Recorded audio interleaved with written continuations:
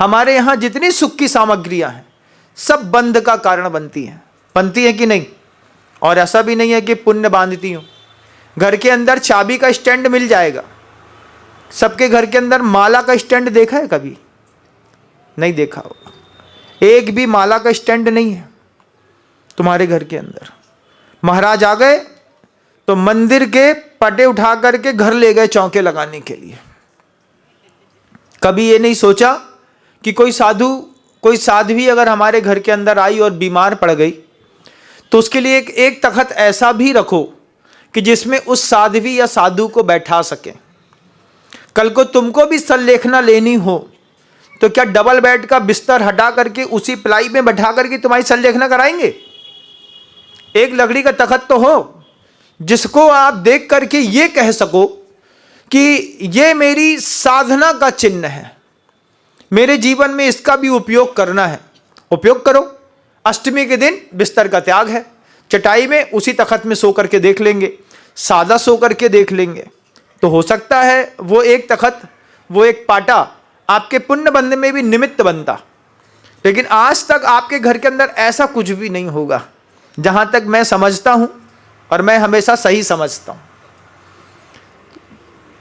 Sperm बाधा संयम विच्छिन्नम बंध कारणम, और उसके बाद पांचवा आपके सुख के साथ दोष है विषमम।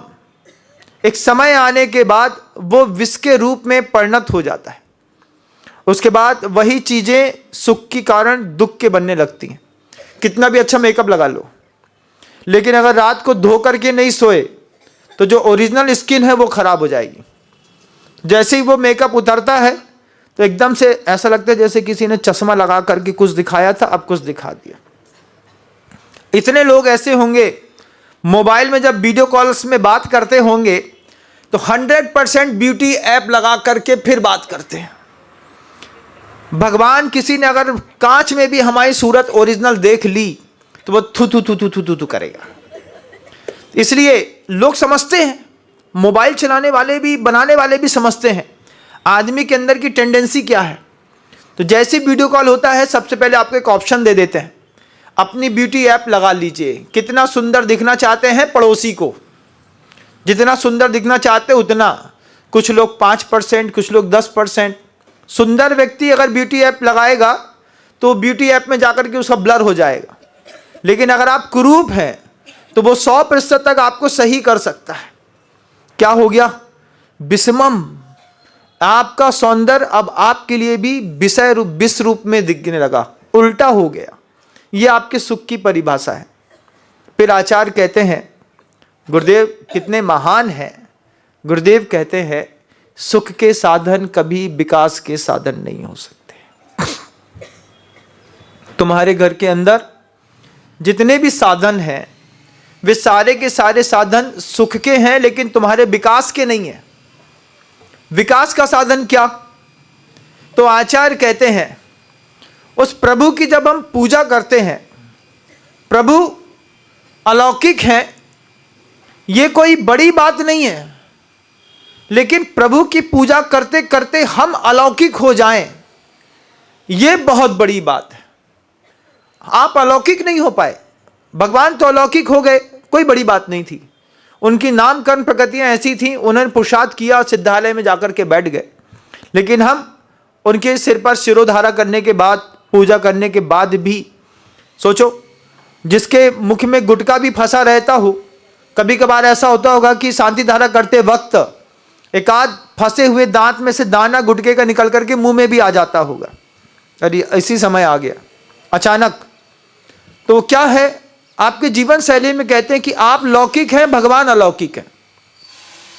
जबकि अलौकिक प्रभु की पूजा करते करते अपने जीवन को भी आप थोड़ा सा अलौकिक बना लिए होते। कषाय के परिणाम मध्य हो गए होते, लेसा के परिणाम सुधर गए होते। आहार, भय, मैथुन, परिग्रह, संज्ञाओं में हमने थोड़ा नियंत्रण करना सीख लिया होता। मैं एक घर में अभी कहाँ पे था, मैं गंज बासौदा एक गांव है मध्य प्रदेश में, वहाँ पर एक प्रतिष्ठित पंडित जी का परिवार था। हमने उनके यहाँ एक गजब की व्यवस्था देखी।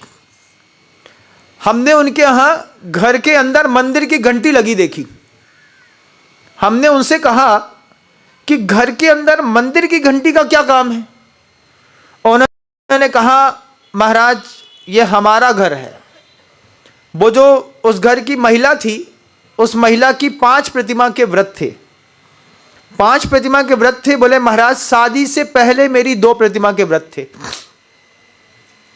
मतलब जब वो कन्या थी 20, 21, 22 साल की, उस वक्त बोली, वो कहती है जब मैं शादी नहीं हुई थी तब मैंने महाराज से 2 प्रतिमा के व्रत ले लिए थे। 2 प्रतिमा के व्रत लेने के बाद मेरा विवाह हुआ, तो मैं हमेशा शुद्ध भोजन करती थी। धीरे धीरे हमने घर के अंदर अपने व्यवहार से वह धार्मिक माहौल बनाने की कोशिश करी। एक दिन हमने पति से घंटा बुलवा लिया, और घंटा बुलवा करके पति को लगा कि पत्नी धार्मिक है, भगवान के मंदिर में घंटा लगाना होगा। लेकिन उसने ऐसा नहीं किया। बोले मैंने अपने ही घर में घंटा टांग दिया। हमने कहा घंटा टांगने का मतलब? बोले हमारे यहाँ हर चीज पे हम घंटी बजाते हैं। सुबह सोकर उठने की घंटी बजती है हमारे यहाँ।